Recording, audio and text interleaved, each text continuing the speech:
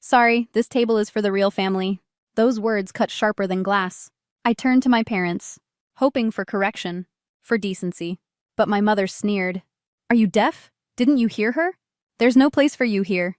The restaurant fell silent, only the clink of silverware in the distance. Then security came, called by my own sister. And my father said, "Remove this nobody from the premises."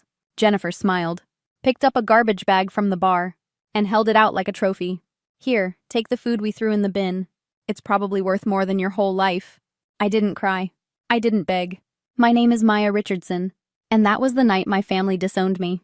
I walked away, and in that silence, I made my choice.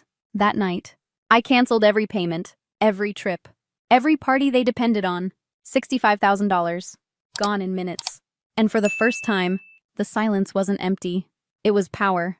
The invitation arrived 3 weeks before the event. Heavy cream cardstock, gold foil lettering, delivered by courier. Jennifer and Marcus cordially invite you to celebrate their 5th anniversary, it read. The kind of luxury I could smell through the envelope. The restaurant, the Bellingham, sat atop a glass tower downtown, a place where waiters spoke in hushed tones. And one appetizer cost a week's groceries. My sister Jennifer had married into money. Marcus came from old Connecticut wealth. Quiet power, polished smiles, and family names engraved on charity plaques. Their wedding 5 years ago was a spectacle I helped fund, though no one remembered that anymore. When Mom called that Tuesday afternoon, her voice carried a familiar chill. You received the invitation, she said. Not a question. Yes, it's beautiful, I replied. I'm looking forward to... Jennifer wants you to dress appropriately. Nothing too flashy, you understand? The line went dead. Still, I went shopping. Found a navy dress. Simple but elegant, half a paycheck gone. I paired it with Grandma Dorothy's pearls. The only thing left that felt like love. She'd been the one who saw me. The daughter who chose teaching over law, an apartment over a mansion. Peace over performance. I wrapped the small gift carefully. A silver picture frame I'd chosen days ago, hoping she'd place a family photo inside. It felt symbolic. A peace offering wrapped in ribbon. A quiet wish for connection. As the elevator doors opened, to the glittering world of the Bellingham, a quiet thought crept in. Some invitations are just traps with better fonts. And I had no idea. I was walking into an ambush wearing pearls. The host looked uneasy when he said my name. Maya Richardson, right? Please wait here. I stood near the entrance, watching expensive dresses glide past, each guest greeted with champagne and fake smiles. Minutes passed, then, you can come with me. The private dining room glowed with gold light. 50 guests, laughter. The kind of beauty built to make people small. Jennifer wore white because of course she did. The goddess of her own little world. Marcus stood beside her, his hand resting proudly on her back. I smiled. Jennifer, congratulations, everything looks beautiful. Her face froze, sharp as glass. What are you doing here? The room went silent. I got your invitation, I said. Sorry, she replied. This table is for the real family. I blinked. Jenny, what are you talking about? Mom's voice cut through, cold as ice. Didn't you hear her? There's no place for you here. The crowd whispered, hungry for drama. Jennifer stepped closer, perfume heavy and smug. You embarrass us, Maya. That dress, those pearls, pathetic. Her laugh was sharp. I invited you so you'd see everything you'll never have. Then she turned. Security, remove this nobody. My father's voice followed. Take her out. I stood still. They wanted a scene. I gave them silence. Jennifer lifted a white garbage bag from behind the bar. Here, take the food we threw away. It's worth more than your life. The guards hesitated, but I walked out before they touched me. The elevator doors closed behind me, sealing in their laughter and clinking glasses. For a moment, I stared at my reflection. A woman in pearls and humiliation. When the doors opened, the lobby lights hit like interrogation lamps. The concierge looked away, pretending not to see. Outside, the city buzzed, heels clicking on wet pavement, people heading somewhere they belonged. I leaned against a marble column, the night air slicing through the perfume, still clinging to my skin. My clutch felt heavy. A family photo inside like a cruel joke. My phone buzzed. Jennifer's post appeared online. Blessed to celebrate with our real ones tonight. Real ones. 50 people eating off plates I'd helped pay for. I laughed softly. The shame burned off, leaving clarity. They thought they'd humiliated me. Instead, they revealed themselves. I'd learned one thing as a teacher. Every lesson has a consequence. By the time I reached the subway, I knew exactly what I'd do. Not revenge, not yet. Just balance the ledger. Every favor they'd called a loan, every check they'd never returned, every luxury they'd justified as for family. I would collect them all, not with shouting, not with tears, but with paperwork, passwords, and proof, because sometimes the quietest woman in the room is the one holding the detonator. They took my seat at their table, but I still owned the bill. 3 days later, I walked into the Bellingham again, not as a guest, but as someone who'd done her homework. The same host looked nervous this time. "Miss Richardson?" he said quietly. "The manager's expecting you." Word had spread. The incident, the videos. Apparently, humiliating a guest in public was bad for an upscale restaurant's reputation. The manager led me to a private table. A man in a dark suit stood waiting. "Mrs. Whitmore sent me," he said. "She wants to hear your side." I told him everything. Calm, precise, factual. The invitation, the public shaming, the loans, the deposits, the proof. He listened without interrupting. When I finished, he nodded once. "You'll have your refund by the end of the week." That night, I sent every document to my lawyer, Margaret Chen, the same woman who'd handled my grandmother's estate. By morning, the chargebacks were in motion. Tens of thousands in pending disputes. Every favor converted to evidence. Then came the voicemails. First Jennifer screaming. Then Mom, her voice sugary, fake soft. "Maya, sweetheart, we can fix this." Then Dad. "You've gone too far this time." Each message confirmed what I already knew. They weren't sorry for what they'd done. They were sorry they'd finally met resistance. I didn't reply. I brewed tea, sat at my small kitchen table, and opened my laptop. For once, they were the ones losing sleep. They were the ones begging. Jennifer's final message came at midnight. "You're going to regret this." I smiled at the screen. "Not this time," I whispered. The next day, an unfamiliar number flashed on my phone. "This is Amanda Whitmore," the voice said. "Marcus's mother. I'd like to speak with you." I almost didn't answer, but curiosity won. Her tone was calm, deliberate, commanding. "I've reviewed the situation. What my son and daughter-in-law did was disgraceful." I said nothing. "You'll receive full repayment within 60 days, she continued. "I'm handling it personally." I exhaled, unsure if it was relief or disbelief. "I didn't do this for the money," I said finally. "I know," she replied. "You did it for your dignity." Silence stretched between us. It wasn't awkward. It was clean. That night, for the first time in weeks, I slept without checking my phone. No panic, no shame, just quiet. When I woke, I realized something simple and devastating. I'd never been invited to belong. I'd just stopped begging for permission. They thought they'd taken everything. They only freed me from needing them. By the next morning, the silence had changed. Not peaceful, strategic. The storm had shifted sides. Their accounts were frozen. Their connections suddenly very quiet. Margaret called. "They're panicking," she said. "The restaurant, the vendors, the bank, all backing your claims." I almost laughed. Justice moves fast when money's involved. Emails flooded in. Some demanding, some pleading. Mom wrote 3 paragraphs about family loyalty. Dad sent 2 sentences. "You've humiliated us. Are you proud?" Jennifer's message was longer, full of rage and blame. Then one word buried in the middle. "Please." They were crumbling. And I didn't even have to raise my voice. That afternoon, Margaret called again. "Settlement offer came in," she said. "Full repayment in 24 months if you drop the fraud claims." "Counter it," I said. 12 months, no NDA. 6 hours later, they accepted. The first payment hit my account Friday morning. $65,000, slowly returning home to where it belonged. Mom called from a new number that night. I let it ring. Her voicemail started soft, then cracked. "Maya, please, we could lose the house. Your father's blood pressure." Delete. Jennifer texted next. "You're ruining my life." Then another. "Marcus left me. Are you happy now?" I blocked her number. Watched the screen go still. The following week, Margaret's voice carried a smile. "Case closed. Settlement finalized. They can't touch you again." I stared at the signed documents, the black ink sealing years of silence. For the first time, I wasn't reacting. I was deciding. Patricia called that evening. Her voice warm, steady. "Word travels fast. Jennifer and Marcus are divorcing. Their finances were a mess." I didn't gloat. I just said, "That's unfortunate." She laughed softly.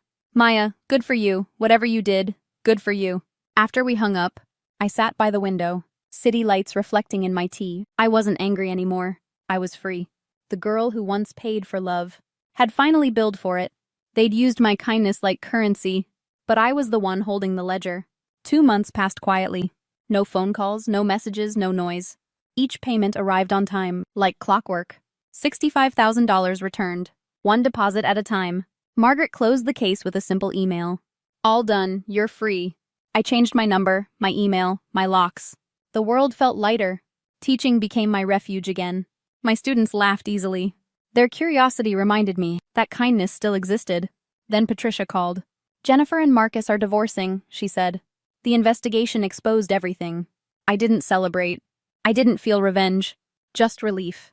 Mom wants to apologize, Patricia added. She says she wants her daughter back. I thought about it. 10 seconds, maybe. Then said, I'm not interested. Patricia sighed. Good, you deserve peace. That night, I watched rain trace the window. The city lights blurred like forgiveness. When the final payment arrived, I didn't smile. I just felt steady, complete. I drafted one last email, sent it from an address that would disappear. I forgive you, I wrote. Not because you deserve it, but because I deserve peace. Then I closed my laptop and stepped onto the balcony. New city, new job. A view of real trees instead of glass towers. I'd left them behind and built something honest in their place. Sometimes survival looks like revenge. Sometimes it looks like walking away. And sometimes it looks like both. They threw me out like trash, but I walked out like truth. The air was cold, but it tasted like freedom. And for the first time in years, I finally breathed easy. If you've ever been the outsider in your own family, this story was for you. Don't let them define your worth. Build your own. Tell me where you're watching from below, and hit subscribe for more true stories of strength, healing, and self-respect. The steering wheel felt slippery in my hands, not from the cold, but from how tightly I gripped it. My eyes burned, but I refused to let Jonas see me cry. Not yet. In the rear-view mirror, he sat in his booster seat, small hands folded in his lap, staring quietly out the window. His cheeks were flushed from the cold, his hair slightly mussed from the hug he'd given Grandpa before everything fell apart. He hadn't asked any questions yet. That worried me more than if he had. I blinked rapidly, trying to keep my focus on the road as our family's house faded behind us. The smell of dinner still clung to my sweater sage and cinnamon and something else. Shame, maybe. Or the bitter aftertaste of being told without being told that we didn't belong. We'd brought gifts. Homemade cranberry sauce. The pies Jonas helped me bake. A scarf I'd picked out for my mother weeks ago. All of it left behind on the table like we were never there. Mom Jonas's voice broke through the silence, soft but steady. Why did Aunt Lila yell at you? I exhaled slowly, forcing my voice to stay calm. She was upset, honey. Sometimes grown-ups say things they don't really mean when they're hurting. He didn't respond right away. I glanced back at him again. His lower lip was trembling. Did we do something bad? My chest tightened. No, I said firmly. We didn't do anything wrong. I didn't add what I was thinking that we'd done everything right, that I had spent years doing everything right and still it had never been enough. Up ahead, the traffic light turned red. I eased the car to a stop and reached back, brushing my fingers gently over Jonas's knee. We're going to be okay. He gave a small nod, but his eyes stayed on the window. The light changed, and I drove on unsure where I was headed, only knowing one thing for certain: we weren't going back. I was 4 when Lila was born. I remember sitting on the edge of the hospital bed, holding a stuffed bear I'd saved 3 weeks of allowance to buy, and watching my mother cradle her. You're her big sister now, she said, beaming. That's the most important job in the world. And I believed her. I watched over Lila like it was my sacred duty, fetching her pacifier, dancing like a clown to make her laugh, reading her stories before I could even pronounce half the words. I loved her before I even knew what love could cost. But little things began to shift. When Lila cried, the world stopped. When I cried, I was told to be strong. If I tripped and scraped my knee, I was brave. If Lila scraped hers, she was carried like glass. I got gold stars and polite applause. She got forgiveness over and over again. The first time she blamed me for something I didn't do, spilling juice on Dad's tax papers, I laughed, sure it was a mistake. But when our parents turned to me and said, "Why didn't you tell us sooner?" something sharp lodged in my throat. I didn't cry. I didn't argue. I just cleaned up the mess. That pattern didn't change. I worked harder thinking excellence would earn something like fairness, straight A's, soccer captain, math club. Meanwhile, Lila skipped homework, stayed out late, brought home boyfriends our parents barely questioned. When I brought up the difference, I was told she's just wired differently. You know that. By the time I was 16, I'd stopped hoping for balance. I played my role, the responsible one, the helper, the adult in a child's body. Lila played hers, and she played it well. She could cry her way out of anything, spin a story that made her sound like the victim even when she held the knife. Still, I tried to love her. I convinced myself she just needed time, that one day she'd outgrow the drama. That's what our parents said every year. She'll find her way, they promised.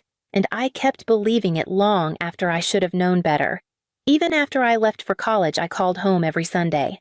Lila never did, but the silence never changed who they waited on.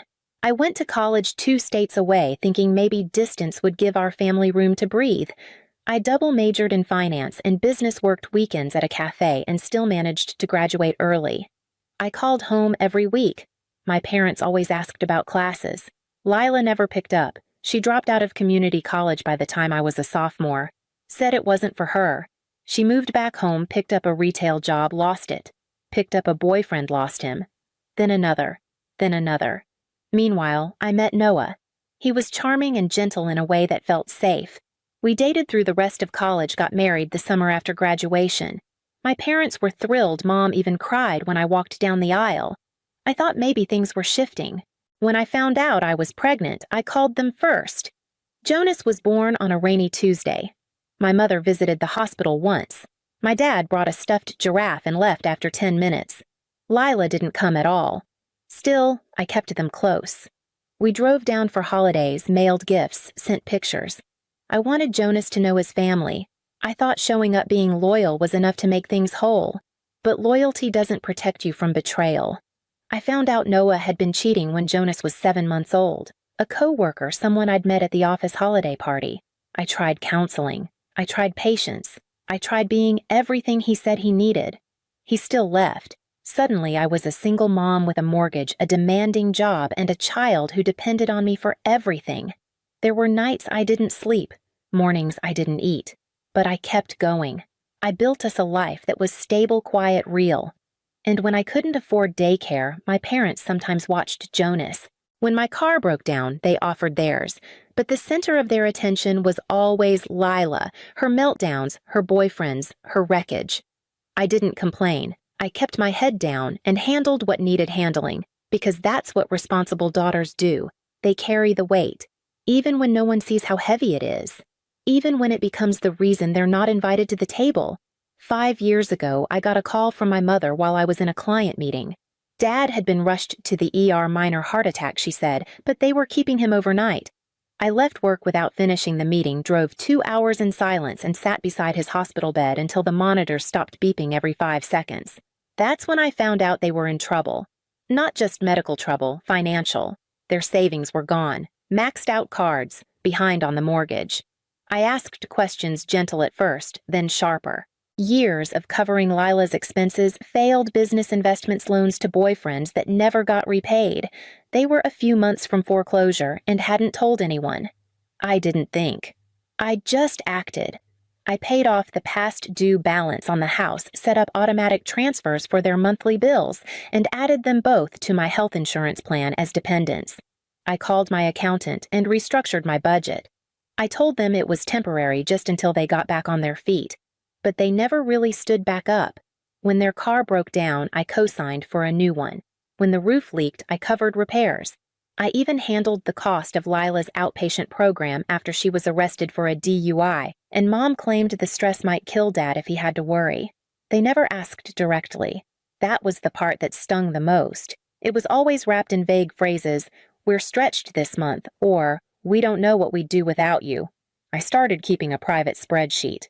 Over $2,000 a month every month, nearly $125,000 since it began. Still, I told myself it was the right thing. That family means stepping up when others can't. I told myself I was setting an example for Jonas, that we take care of our own. But sometimes I'd look around and realize no one was really taking care of me. And when I mentioned boundaries even gently, my mother would sigh and say, "You've always been the strong one, Celia. You'll figure it out. I always did." But lately I was starting to wonder if strength was just what people called you when they wanted to keep taking without feeling guilty. This year, I wanted Thanksgiving to be different. Jonas was finally old enough to understand traditions, to remember details, to connect food and faces with a sense of belonging. I planned to host for the first time, set the table with real linens, roast the turkey myself, even bake the rolls from scratch like Grandma used to. I called my parents 3 weeks early to invite them. "Oh, sweetheart," my mother said, her voice bright, rehearsed. "Your father's been feeling better and we thought we'd host this year, like old times." I hesitated. "Sure, Mom. Should I bring anything?" "Just yourselves," she said, "and maybe your cranberry sauce. Everyone loves that." I said okay, and I meant it, but something in her tone stuck with me. The week before Thanksgiving, she called again this time to ask if I could come an hour later.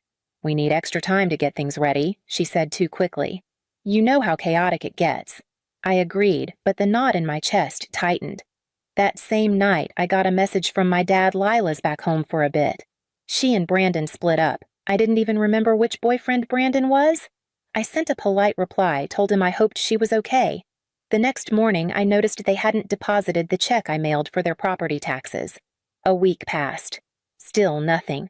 I tried not to overthink it. Instead, I poured myself into preparation. Jonas and I picked out his outfit together, tiny slacks, a soft sweater vest. He helped me stir the cranberries, added a cinnamon stick like I showed him. "Do you think Aunt Lila will be there this time?" he asked, licking the spoon. "I'm not sure," I said, and meant it. I wrapped gifts for everyone. A bottle of good bourbon for Dad. A cashmere scarf for Mom. A gift card for Lila, even though I doubted she'd show. But as the days inched closer, I couldn't shake the feeling that something had already shifted. Something unspoken. And whatever it was waiting for us on the other side of their front door. We arrived right on time. Jonas was beaming, holding the cranberry sauce with both hands like it was treasure. I carried the pie's gifts balanced in a paper bag on my shoulder.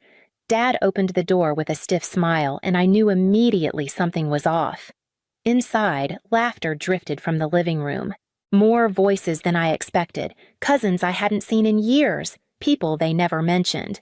Jonas ran to the kitchen with the sauce. I was setting the pies down when I heard her. "What is she doing here?" I turned. Lila stood at the edge of the hallway, arms crossed, glaring at me like I'd walked into her home uninvited. Her voice cut through everything. "You said she wouldn't come," she said to our mother. Mom looked panicked. "Lila, it's Thanksgiving." "You promised," she hissed.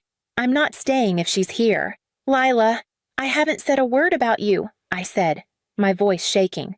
"She's been turning everyone against me," Lila snapped. "I know what you've been saying." Jonas came back and clung to my leg.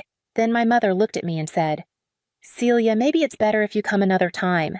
"She's not well." I stared at her. "You're asking us to leave," Dad added softly.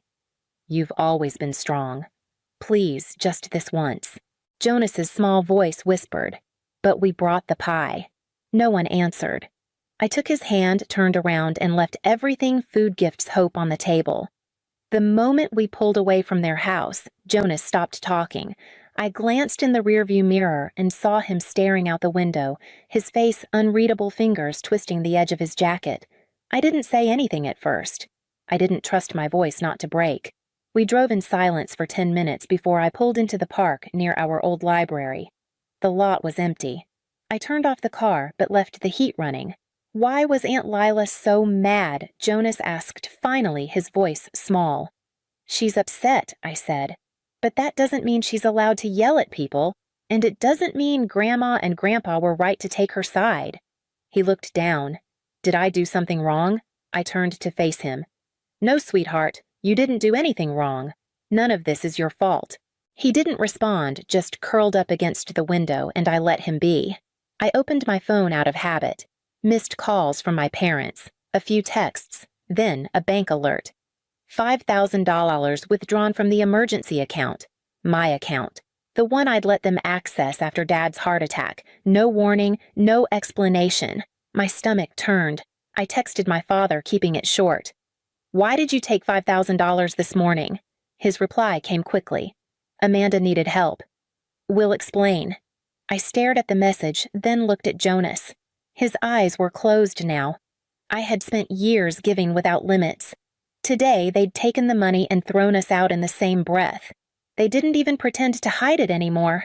Something inside me settled then, not rage, just clarity, and a decision already forming steady and final. We ended up at the only grocery store still open a half hour before closing. Jonas was groggy but curious, his voice soft as we walked the quiet aisles. Are we still having Thanksgiving? We are, I said, running my hand over a row of boxed stuffing. Just a different version. We filled our cart with what was left: rotisserie chicken, instant potatoes, cranberry sauce in a can. Not what I'd planned, but it felt like something we could make our own. Near the freezer section, a woman about my age gave me a sympathetic smile. She had the same kind of cart last-minute dinner cobbled together with what was available. Backup plan, she asked. Something like that, I said. Elise, she said, holding out a hand. Hosting solo this year. Plans fell apart. I hesitated, then offered my name. Celia. Kind of the same. We exchanged a few stories in the checkout line. Hers involved a stomach bug and 3 canceled guests. Mine stayed vague. Jonas told her he was 6 and liked chicken that pretended to be turkey. At the curb, Elise paused. This might sound strange, but would you two want to eat with me? I've got enough for 3. And mismatched plates. Jonas looked up at me, hopeful.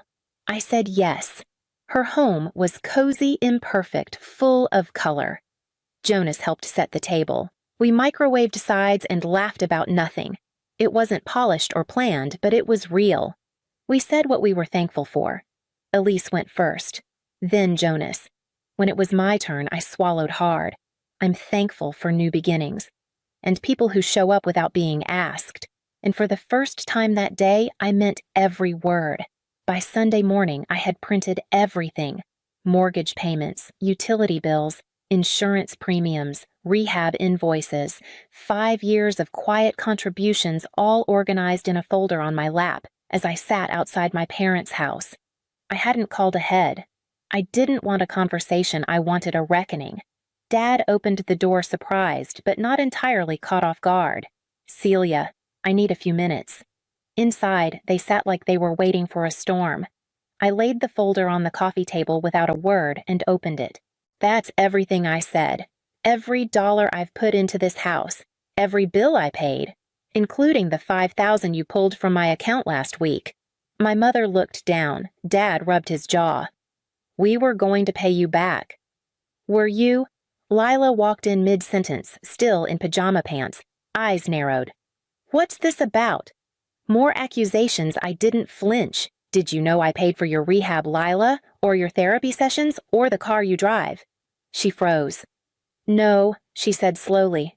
Mom and Dad, they used my money every time. Silence stretched between us. You think you're better than everyone, she muttered, but her voice had lost its edge. No, I said. But I'm done being invisible while paying the price for everyone else's chaos. Dad started to speak, but I raised a hand. I'm giving you 6 months, then the support ends. My financial advisor will follow up with a written plan. After that, you're on your own. My mother looked stunned. Lila looked betrayed. My father looked tired. I didn't wait for their responses. I picked up the folder, closed it, and stood. The weight I had carried for years felt lighter in my hands than it ever had on my back. The transition wasn't smooth, but it was steady. My advisor worked with their accountant to outline a 6-month taper.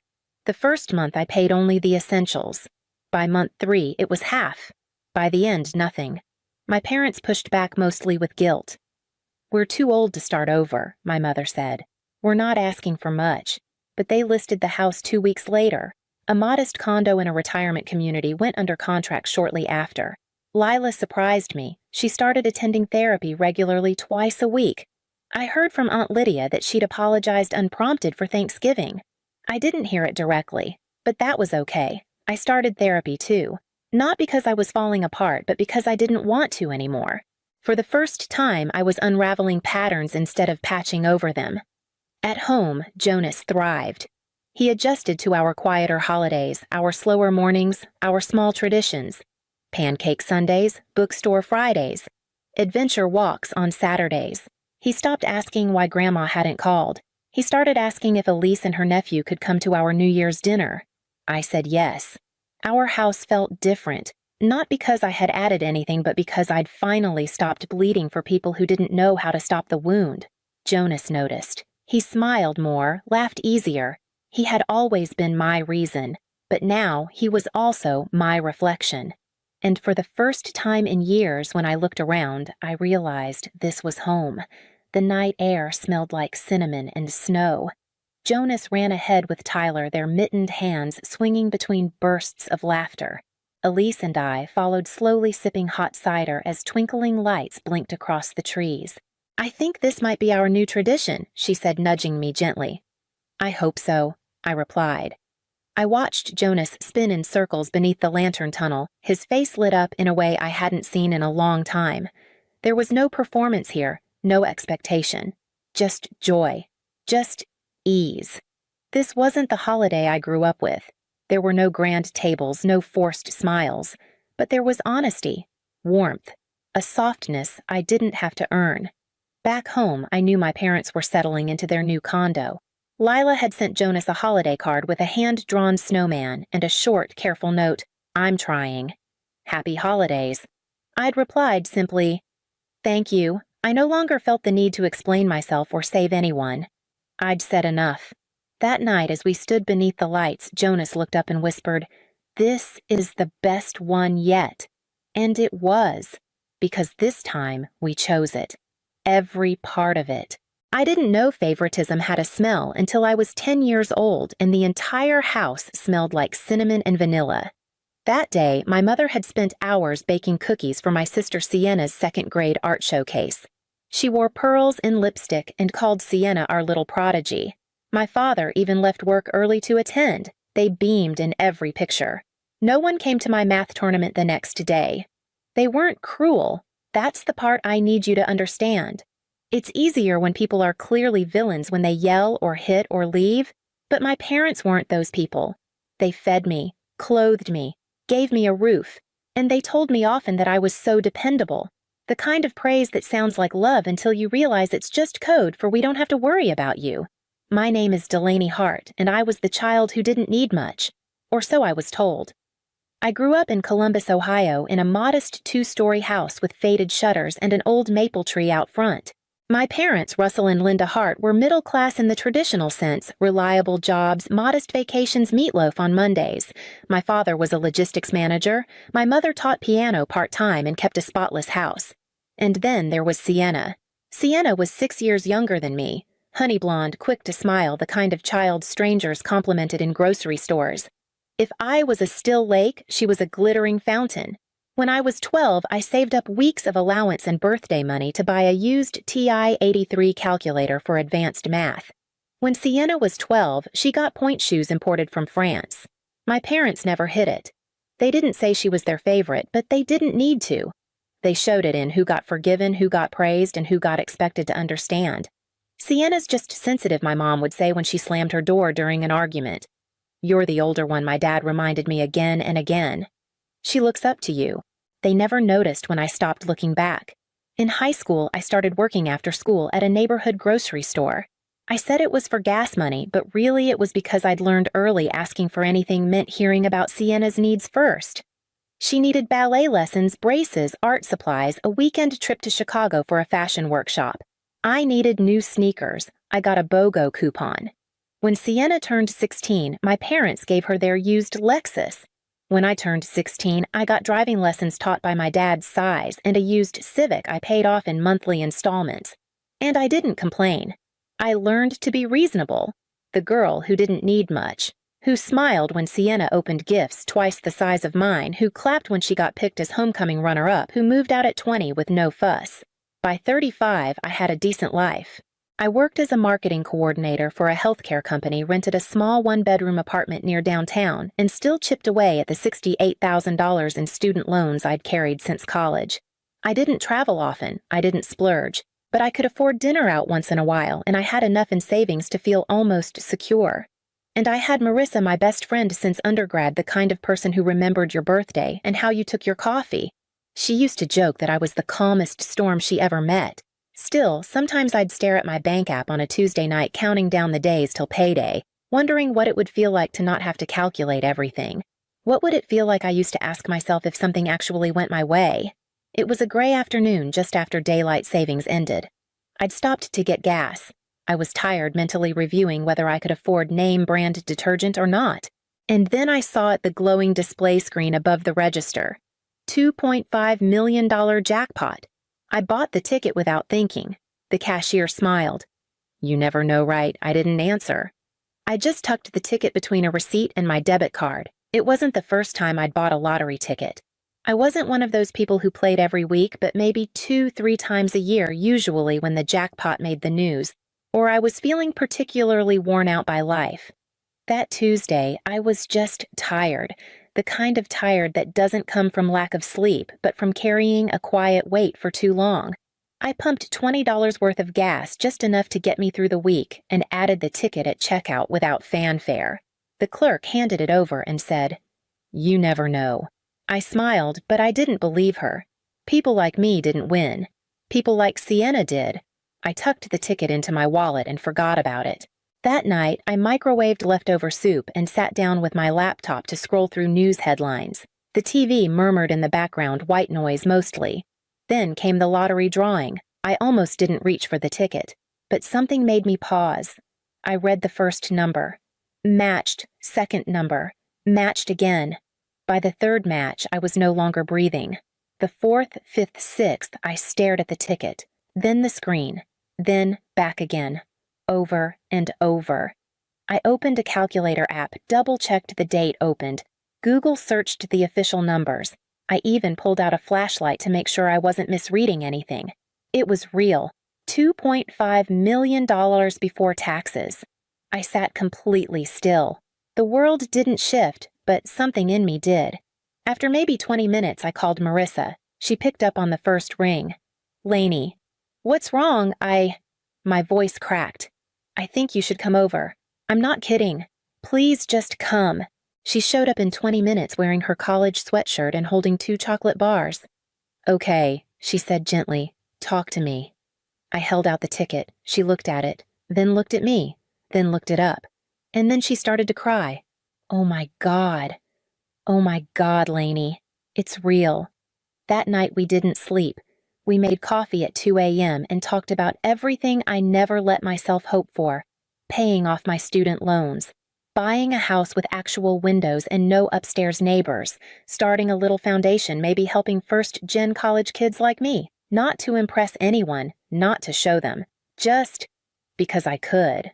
The next morning I called in sick and followed the process on the Lottery Commission's website. Marissa drove me, my hands shook too much to handle the wheel. They verified the ticket, my identity, took my picture with the ceremonial check, explained the tax implications, the lump sum versus annuity. They didn't give me the money that day, it would take a few weeks. But they gave me something else, a warning. Tell as few people as possible. People change when they think you owe them something. I nodded. I believed them. It took me 4 days to decide to tell them. 4 days of lying awake, staring at the ceiling, hearing my mother's voice from years ago. "You should have let Sienna have the first slice. She gets so emotional when things aren't fair." I didn't owe them anything. I knew that. But part of me, a stubborn, tired part, still wanted to be seen. Not thanked, not praised, just seen. Maybe this, I thought, would finally do it. Sunday dinners at my parents' house were a tradition we kept, even if they never felt like homecomings. My mother would cook the same meals she always had: roast chicken potatoes, a side salad no one ate. My father would ask how work was going, then pivot the conversation to Sienna. I arrived early that day, brought flowers out of habit, helped Mom set the table. "You seem different today," she said, looking at me like she was trying to solve a puzzle. I smiled. "Something happened at work. Kind of." She raised an eyebrow but didn't press. "Dad came in with the usual, that plumbing issue still bothering your apartment. Funny how they never offered to help when I couldn't afford the repairs, I thought." Once we sat down, I cleared my throat. "I have some news," I said. Something big. They looked up. Forks paused midair. I won the lottery. Silence. A full beat of it. Then, what my dad said, stunned. The state lottery. I matched all 6 numbers. It's real. My mother gasped. She stood and hugged me, actually hugged me. My father laughed. That's incredible, Lainey. That's amazing. I smiled, surprised at how warm it felt. For about 30 seconds. Then Mom added, wait until Sienna hears this. Right on cue, the front door opened. Sienna Hart, age 29, floated in like she was being filmed. Sunglasses on top of her head tote bag slung just so. Sorry I'm late, traffic was a nightmare. What did I miss? Mom practically tripped over herself. Delaney won the lottery. $2.5 million, Sienna's smile spread wide. Shut up, Lainey, that's insane. We're gonna have so much fun with this. I blinked. We? Before I could respond, Dad cleared his throat. Actually, this is perfect timing. Sienna's been having some struggles with the business. She gave a small, rehearsed frown. It's not a big deal, really. She's $32,000 in credit card debt, Dad continued. And the inventory loan, Dad, please Sienna cut in. Then to me, with a sheepish grin. I mean, if you were thinking about helping family, I wouldn't say no. I set my fork down. I haven't even received the money yet, I said carefully. There's a process. I need to meet with financial advisors. It's not complicated, Dad interrupted. Family helps family. Mom chimed in. And with that kind of money, you can afford to give Sienna a fresh start. I looked at them, really looked. No one had asked me what I planned to do. No one had asked what this meant for me. Just Sienna's debts, Sienna's dreams, Sienna's fresh start. What about mine, I said. What about the years I spent living paycheck to paycheck? What about the loans I'm still paying? Dad frowned. Don't be selfish, Delaney, Sienna added, almost hurt. If I'd won, I would have shared. The laugh caught in my throat. 3 years ago, Sienna got a small inheritance from our grandmother. She used it on a yoga retreat in Costa Rica. No one saw a dime. But of course, this wasn't about logic. It never was. I left early, drove home in silence, the windows down, the cool air, doing nothing to settle my nerves. They were already passing the money around before I'd even finished my sentence. And by the time the chicken was wrapped in foil and sent home with Sienna, it was clear I hadn't brought good news. I'd just brought a resource. They didn't text that night, not even to say thank you. By Monday morning, I had 3 unread messages, none from Sienna. Mom talked to your father. We think $50K is more than fair to help your sister. Let us know when you're ready. Dad, don't make this harder than it needs to be. Mom, again, we raised you better. At lunch, I sat in my car in the office parking lot rereading the texts. $50,000, like they were negotiating over furniture. I thought about how many nights I'd eaten pasta with ketchup, how I'd once put off a dentist appointment for 2 years because I couldn't afford the copay. And now I had something they wanted, and somehow I was still the one being told to behave. That night, I called Marissa. She listened, said nothing for a full minute. Then finally, this money doesn't make you selfish. It gives you permission. Permission to what? To stop explaining yourself. I didn't respond, but I knew she was right. So I did something I never thought I'd do. I told them no. It wasn't dramatic. I wrote a message, reread it 5 times, then hit send. I'm not comfortable giving out money right now. I need time and space to figure out how to handle this responsibly. I hope you'll respect that. Simple. Even gentle. An hour passed. Then the group chat lit up like dry brush under a match. Mom, wow, Dad, after everything we've done for you, Sienna. So I guess we're just strangers now. Mom, you used to be the good one. I stared at the screen, not angry, just still. I started making changes. I set up an appointment with a financial advisor, Ms. Kinley, sharp-eyed, unflinching. She walked me through options. Asset protection, estate planning. Treat it like a business, she said. That's how you stay sane. I opened a new bank account, moved my direct deposits, rented a safe deposit box, and transferred all important documents, my original lottery ticket payout paperwork, passport, birth certificate. I even got a new P.O. box just in case. I wasn't scared. I was just tired of being reachable. A week later, I opened my front door after work and found a package on my doormat. Inside a manila folder, no return address. Inside that, a printed spreadsheet from Sienna titled Debt and Restructuring Plan. Every line was color-coded. There were columns for what she owes now and what she could accomplish with Delaney's support.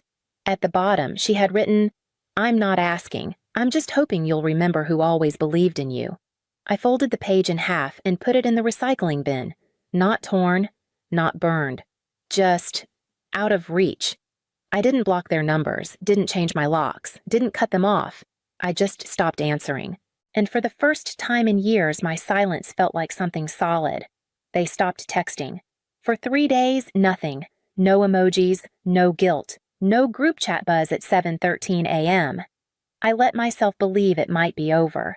Saturday morning, I walked into my apartment and froze. The air was wrong, still, but unsettled. The hallway light was on, my kitchen drawer was open, and the manila folder with my lottery documents gone. I turned in place. Front door locked, no broken windows, but I knew. The spare key I'd forgotten about, the one I left in the planter outside my parents' house for emergencies years ago. I never asked for it back. I called Marissa. She didn't ask if I was sure.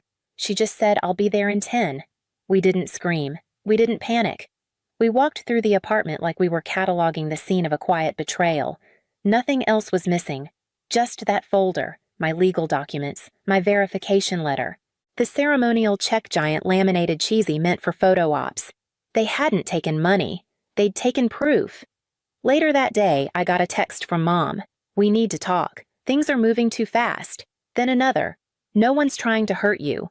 We're just trying to protect the family from bad choices." No apology, no acknowledgement. Just soft control dressed as care. I drove to their house that evening, not because I wanted to argue, but because I needed to look them in the eye and see what kind of people could do this. Mom opened the door like nothing was wrong. "Delaney," she smiled. "We were just making tea." The living room was unchanged, same doilies, same ticking clock. The folder sat neatly on the coffee table unopened. "I'm taking that back," I said. Dad looked up from his chair. "We didn't read anything." Mom added, "We were just concerned." "You've always been impulsive when it comes to big decisions." I laughed. Not loud, not bitter, just airless. I've never been impulsive in my life. They didn't fight me for the folder. But as I turned to leave, my father said, "You know, if you'd handled this better, you'd still have a family at your back." I didn't answer, because I didn't need to. That night, I changed my locks, not out of fear, but because some lines, when crossed, don't lead back to the same place. I didn't tell them I'd changed the locks. I didn't tell anyone. That Sunday, I skipped dinner, let my phone buzz and buzz until it stopped. At 9:44 p.m., a voicemail came in from Sienna. "Hey, just so you know, I think Mom and Dad are getting worried. You're not answering, and you've never been like that before. Maybe just let them in a little. Okay, it's not like you're being robbed." I stared at the message for a long time. Not angry, not sad, just hollow. Tuesday morning, I came home early from work. The city was quiet, overcast, the kind of day that pressed in around the edges. As I turned the key and stepped inside, I noticed something immediately. The back window was cracked open. I froze. The living room smelled like burned plastic, and then I saw it. The trash can, pulled into the center of the kitchen floor, ashes inside, still smoldering. At the top of the pile, curling black at the edges, was the ceremonial lottery check. It hadn't all burned, just enough to send a message. I didn't scream. I didn't call the police. I sat down on the floor right there beside the trash and laughed. It was quiet, dry, not even bitter, because they thought they'd done something permanent. They thought they had ruined something, but they didn't understand one thing. The real check, the only check that mattered, never came through the front door. That check had been wired directly into a financial trust under my name with 3 levels of legal insulation. The physical one, it was for TV, for their pride. They hadn't burned my future, just the photo of it. The next morning, I sent one text I know about the trash can. No one replied, not even Sienna. I met with my attorney that Thursday. Ms. Kinley sat across from me with her usual sharp poise. You said they entered without consent. Yes, she tapped her pen. I can file a cease and desist, even a restraining order depending on how far this escalates. I shook my head. Not yet. You don't have to protect them. I'm not, I said. I'm protecting the part of me that still wants this to be something it's not. She looked at me for a long moment, then nodded once. That weekend I boxed up everything with their handwriting on it. Birthday cards, childhood notes, even a scrapbook Mom made when I turned 10. I didn't burn it. I didn't throw it away. I just put it in storage under the stairs and closed the door. Marissa came over with wine and silence. She sat with me while we watched reruns of cooking shows and didn't say a word about the smell of smoke still lingering in the curtains. At one point, she looked at me sideways. You okay? I nodded. They thought it would break me. And I smiled. Small, tight. Turns out some fires just show you where the exits are. A week later, a letter came in the mail, handwritten. No return address, just one line inside. You made this impossible. No signature. But I knew the handwriting. It was my mother's. I folded it neatly, placed it beside the box under the stairs. Didn't cry, didn't shake. There was nothing left to save in that sentence. I didn't block them. Not because I was hoping they'd change. Not because I wanted reconciliation, but because I needed silence to mean something. Not absence, just peace. A month passed. The news had stopped spreading. No more texts. No more spreadsheet proposals from Sienna. No more birthday reminders from my mother disguised as concern. Just the soft, stunning quiet of a life unhooked. I started waking up before my alarm. Watered my plants with both hands. Cooked meals that didn't come from a microwave. I picked up an old habit I'd buried somewhere in my 20s reading. Historical fiction mostly. Women who lived lives no one wrote down. I liked the quiet bravery of those stories, not loud, just firm. Like stone beneath soil. One Friday morning, Marissa dropped by with 2 lattes and a flyer. Don't laugh, she said. But I saw this and thought of you. It was a small writing workshop, just 4 sessions at the library downtown. Memoir and memory, how to hold what hurt. I almost tossed it in the junk pile out of reflex, but then I turned it over. Someone had handwritten a quote on the back. Telling the truth isn't revenge, it's release. I signed up that night. The group was small. A widow, a former nurse, a man who hadn't spoken to his brother in 12 years. No one came to fix each other. We just wrote. I told my story for the first time. Not about the check, not about the fire, not even about the silence.